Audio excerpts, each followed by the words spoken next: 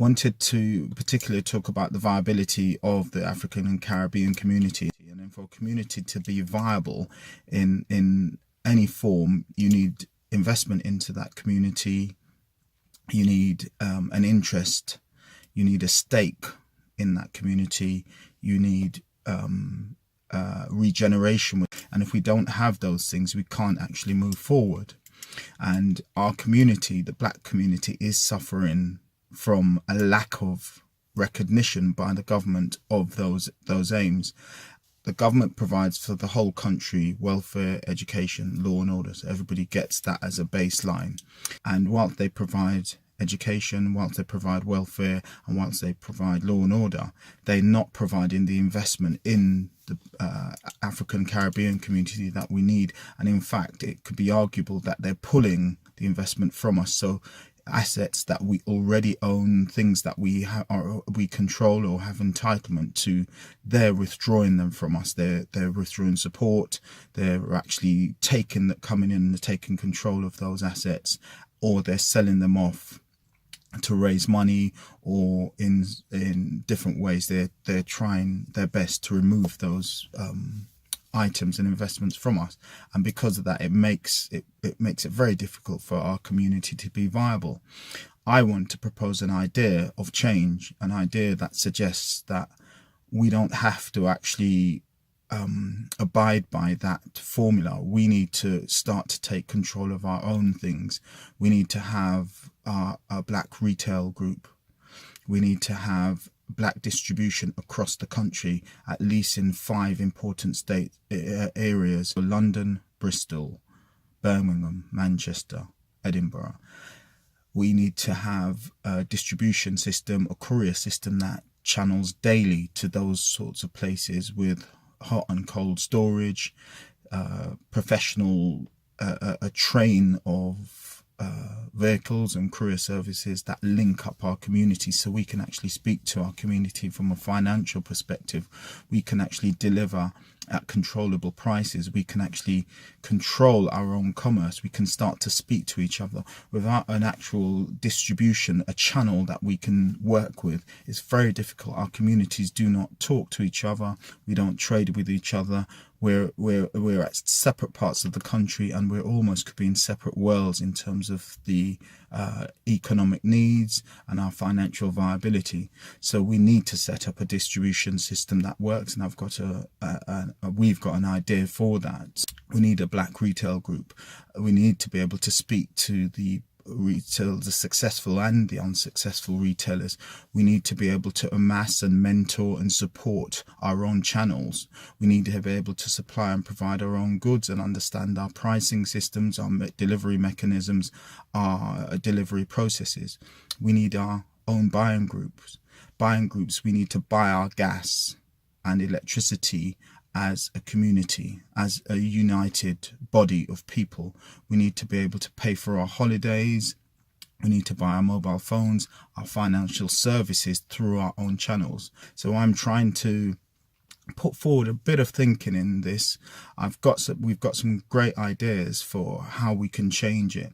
It doesn't take very much. It takes us to have some level of investment to start with, possibly around about £12 million, which sounds a lot, but it isn't.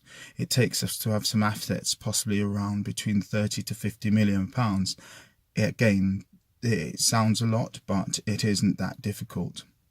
It takes us to have an interest. It takes us to have the skilled assets, the know-how, the management information systems, the legal systems, the financial systems, the management consultants that we need to put this all together with confidence.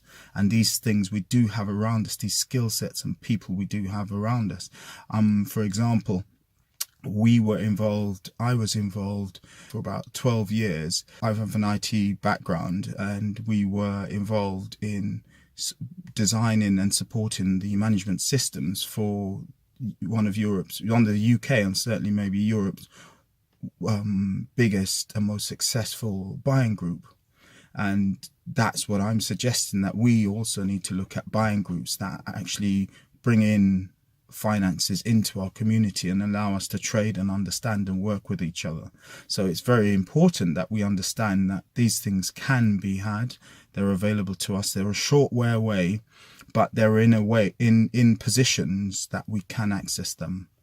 And I want to just go quickly to explain to you how we can get to that, because I appreciate time is short, but we can come back to some of these topics after. If you have a further interest in what I'm saying, I hope you'll latch onto it and come back to us. We in the African Caribbean community in northwest London, a place called Bridge Park, we have a building that's worth up on the open market upwards of £50 million. And that building was in 1982 was bought through applications done through the Urban Aid Programme by individuals, a group called HPCC.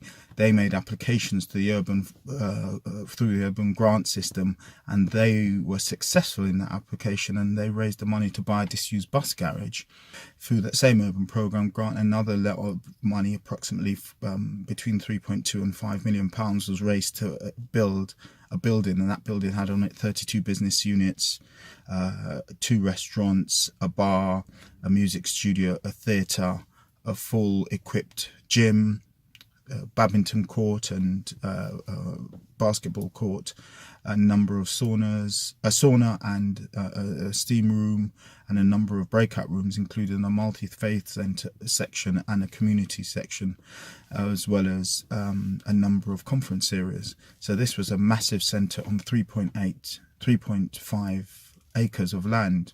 It stood at iconic place on the junction of the North Circular Road and the Harrow Road. The reason why I'm telling you this is because we, the community, own that section of the North Circular Road where that land sits, because we bought it, and it was bought through the HPCC, and the community own that. So we have the asset that I was telling you about earlier that we need to look to build our regeneration on. We own the asset. We have a legal interest because the money was raised in our name, and it was raised for us on behalf of us. HPCC put money towards it. They put £350,000, which they raised a loan, took a loan out and gave that money to Brent. So they paid money towards the development of Bridge Park also. It's an area that is key because of there's a whole heap of regeneration going on in the Brent area, and particularly around that quarter between Brent Cross, Hanger Lane and Wembley Stadium. It's all that whole area is being developed at this moment as we speak. So it's a key area. It's actually a jewel in the crown for where it sits. The point why I'm making that is that would be our basis for moving forward. For us to be a viable community, we need to hold on to that asset. We need for Brent not to try to sell the asset, which they're currently doing. They're trying to sell that asset to a foreign entity who plans to build 600 houses. Only 5%, that means 30 of those houses will go as affordable to the local community. The rest are open market commercial houses. They plan to give the community back, in place of all the things I told you earlier. They plan only to give back a swimming pool and a small gym. Our community has much greater socio-economic needs than a swimming pool and a gym. We have a vision. This is HPCC. We have a vision to build 350 houses. At least 25% of that would be affordable.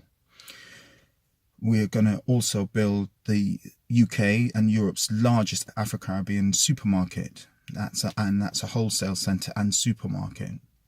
We plan to put a beautiful building, a centre of excellence on there. That will be a building that will host education, technology, social and commercial. It will all be self-sustaining through the income that we'll have from the properties that will rent out, the 300 plus properties that will rent out, and the various other activities going on there, including the business. It will be a hub of information. It will host the Black Retail Group. It will host one of London's biggest, the UK's Black Distribution Centre. It will host the UK's main buying group, and that's buying group for our energy. We buy gas, energy, prices. There are groups around the country that group together and buy their own gas energy and sell it back to their community, their members, at a competitive rate and also on terms that is affordable. So we have the ability to go forward and build our community and regenerate it. If you help us to save Bridge Park, you help yourself to begin the change that we need. The moment of change is here and now. We can't keep giving up our assets and remain viable. We're entering into a big fight, a legal fight with Brent at the moment, because we've halted. They've entered into a conditional sale or with a foreign entity called General Mediterranean Holdings, and that they've tried to sell that complete land for up to £12 million. It's going to be less than that by the time the deal is struck, but the figure that they're trying to sell off that land worth upwards of £50 million, they're selling it off for £12.5 million. So they're trying to sell the land off. There was a covenant that was on that land which protected it for us, and as it was bought in our names and for us, and it was intended that for our use. They've removed that covenant quietly through working with the London Borough of Bromley. So we're intending to fight that. We've worked together on small resources, a lot of it our own resources, to block the sale, and we've managed to achieve a restriction on the sale at the moment. Brent, rather than talking with us as we've asked them to do, or we've even invited them to join us in tribunal, they've refused all their efforts at the lower end, and they've gone to threaten us to remove the block or a restriction, the application to restrict, or they'll take us to the High Court. So they've chosen to take us to the High Court. So that fight begins. We're not frightened of that fight because we believe the facts will bear us out, and we believe that it's important that to establish the position that Brent at best were only custodians of that on behalf of the community and on our behalf. So we feel we have the evidence to show that, and moreover we feel we should win this back. I would like you to back our vision for Bridge Park, the land, and what we want to do with it and how we want to use it. And in so doing, we begin that small bit to make our community viable again. If you want to help, you could look at www.bridgeparkcomplex.com, www.bridgeparkcomplex.com. You could email info@bridgeparkcomplex.com. And you can go on to, if you want to donate, which we do need money to help us to fight our legal fight, which is the main thing that we have on at the moment, you could go to www.gofundme.com/bridgepark, www.gofundme.com/bridgepark. If you're young people with any skills in social media, if you're a lawyer or someone with legal expertise, we're looking for barristers to look over our defence with us, and possibly a QC to be able to look more deeper into some of the key legal arguments and evidence that we've amassed. We would like to have pro bono lawyer support. We understand that QCs and barristers at the top level may not be able to give us free support, but we will work with what you can give us, and that means could be a fixed fee, or if you can give us a set amount of time. What we're willing to do is get pro bono lawyers or community lawyers who will be able to prepare the instruction for you based on the information that we've already put together, and we can go some way to doing that, and we have already done quite a significant amount of drafting.